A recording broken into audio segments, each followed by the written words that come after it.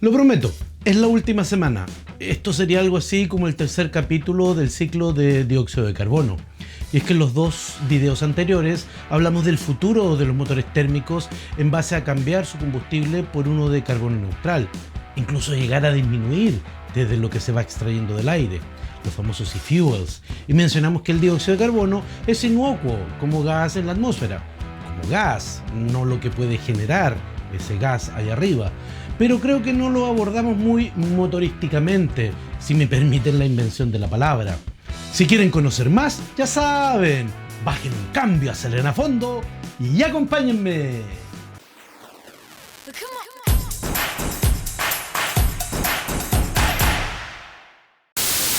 La combustión en un motor es un medio para un fin.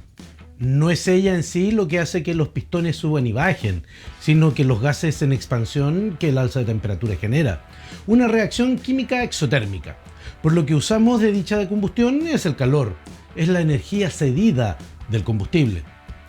Esta reacción química se llama oxidorreducción, en la que un comburente, el oxígeno del aire, reacciona con un carburante, analicemos el caso de la gasolina, a través de adicionar calor a la ecuación, el calor latente de la compresión y la altísima temperatura que entrega la chispa de una bujía. En primera instancia, y estoy hablando de la combustión teórico perfecta, la gasolina se descompone en sus elementos base, hidrógeno y carbono, la parte reductiva del proceso.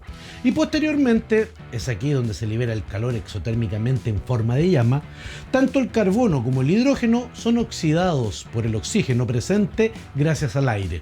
En una situación estequiométrica perfecta debería resultar solo vapor de agua y dióxido de carbono. El primero deseable, son nubes y lluvia básicamente, y el segundo en capa de inversión térmica y material para fotosíntesis. En resumen, entran hidrocarburos y oxígeno, salen vapor de agua y dióxido de carbono. El primer problema es que introducimos al cilindro oxígeno gratis, y como todo lo gratis, no es lo que mejor desearíamos.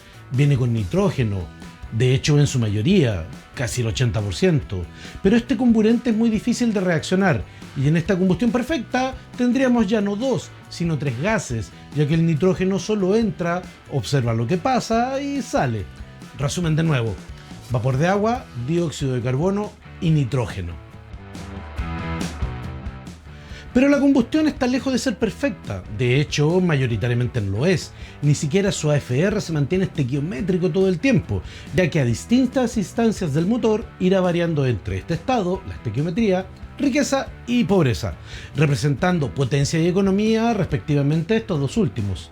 Y solo cuando la estequiometría sucede es cuando la combustión será más perfecta y tenderemos a tener niveles contaminantes muy bajos, bajísimos. De esta manera, los motores tienden a tener tres estados de contaminación.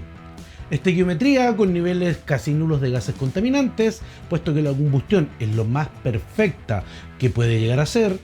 Riqueza, entregando combustión imperfecta porque hay más combustible que aire en el AFR, con mucha potencia por lo cierto, y el oxígeno es insuficiente para oxidar a todo el hidrógeno y todo el carbono presente, produciéndose monóxido de carbono en vez de dióxido de carbono, y este es un gas venenoso y muy peligroso, e hidrocarburos, que son básicamente gasolinas quemadas parcialmente, transformándose en cualquier otro tipo de hidrocarburos conocido, como por ejemplo el etanol, el metanol, el benceno, etc.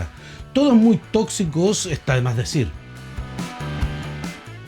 La pobreza, por su parte, abunda en oxígeno y falta en gasolina, lo que unido a los temporales y puntuales momentos de temperatura que superan el límite de rango para la cámara, es decir, en más de 800 grados Celsius, crean óxidos de nitrógeno, que se resumen en toxicidad, smog y, lo peor, lluvia ácida. Estos gases contaminantes, el monóxido de carbono, los hidrocarburos y los óxidos de nitrógeno, se deben combatir por norma desde hace más de 40 años en el mundo desarrollado y desde hace 30 en Chile, y se han combatido en dos flancos: creación de ellos, de los contaminantes, y la eliminación residual. Recuerda que para darle el gusto al algoritmo de YouTube es indispensable que nos ayudes. Dale al botón de me gusta, suscríbete con campanita déjanos un comentario acá abajo en la caja y comparte este video con todos tus amigos y en todas las redes sociales en las que estamos presentes. Para combatirlos en su creación, los vamos a separar en monóxido de carbono e hidrocarburo por un lado y óxidos de nitrógeno por otro, pues tienen orígenes distintos. Para el caso de los CO y los HC, la ingeniería ha ido mejorando la combustión misma, las condiciones dentro de la cámara, para que sea cada vez más perfecta y baje la cantidad de estos gases de escape. Y para el caso de los óxidos de nitrógeno, como estos no se producen por mala combustión, sino que por pobreza y alta temperatura, se atacó de manera diferente, con un EGR. Y no voy a hablar de esta válvula, pues ya dediqué un video completo, de hecho pueden chequearlo por acá. Y que no son un problema muy típico de los motores a gasolina, pues sus relaciones de compresión no favorecen su producción, solo los motores muy comprimidos, más de 11:1, y los turbinados traen una EGR de fábrica. Los tres gases, después de haber bajado su producción a un número ya residual, son eliminados dentro del tubo de escape por el catalizador, del que tampoco voy a hablar, pues ahora tiene su video también por acá. Lo interesante es que todos estos gases son homologados a su entrada al país y certificados año a año de acuerdo a dicha norma de entrada, en una PRT. Y digo que es interesante, puesto que analizando esos gases podemos darnos una idea de lo que pasa dentro de la cámara de combustión y desde ahí intuir y descubrir posibles fallas. Por ejemplo, niveles altos de hidrocarburos y monóxidos de carbono son la evidencia más inequívoca de que no hay condiciones correctas para la oxidorreducción, pudiendo ser insuficiente pulverización de la gasolina, lo que impediría que se gasifique correctamente y que por ende no encienda apropiadamente, por ejemplo, inyectores sucios o tapados. También podrían ser chispas débiles con bajas temperaturas, bujías mal elegidas, empastadas, carbonizadas, fundidas, bobinas defectuosas. También podría ser falta de calor latente para la gasificación de la gasolina, anillos desgastados, empaquetaduras filtrando, ambos generando mala compresión. Otro es mala información de los resultados de la combustión que generaría incorrectos AFRs, por ejemplo, señales incorrectas desde el sensor de oxígeno, ya sea porque este esté malo o los cables por donde viaja esa señal están con cortes. De los óxidos de nitrógeno, sistema de refrigeración defectuosos, agua en vez de refrigerante, bujías de rangos térmicos incorrectos, también tenemos este video acerca de bujías. Baja de volumen de la cámara de compresión y aumento de la misma, producto de la acumulación de carbonilla, y cualquier otro defecto ligado a la mala refrigeración. Ahora, este video partió con el dióxido de carbono, y no lo he nombrado como problema, y es que realmente no lo es. Cuando la combustión es perfecta, debe salir solo vapor de agua y dióxido de carbono, y entre más perfecta, más dióxido de carbono. Y ya dijimos que que no es un problema en sí, se transforma en uno si aumenta su volumen. Y ese es precisamente el problema, su volumen. Por lo que la solución que siempre se ha ido perfeccionando es la economía del motor. Encogimiento o downsizing, por ejemplo. Entre más pequeño, menos gasolina consume y entre menos dióxido de carbono.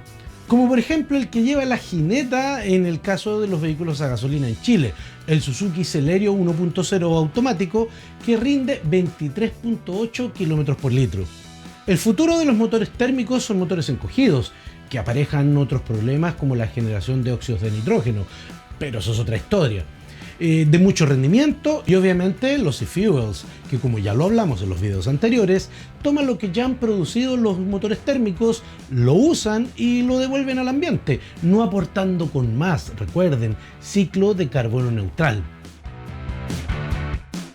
Y en nuestra pregunta de la semana, Jaime Flores nos consulta por la compra de un vehículo y qué tipo de transmisión es mejor para zonas desérticas, manual o automática.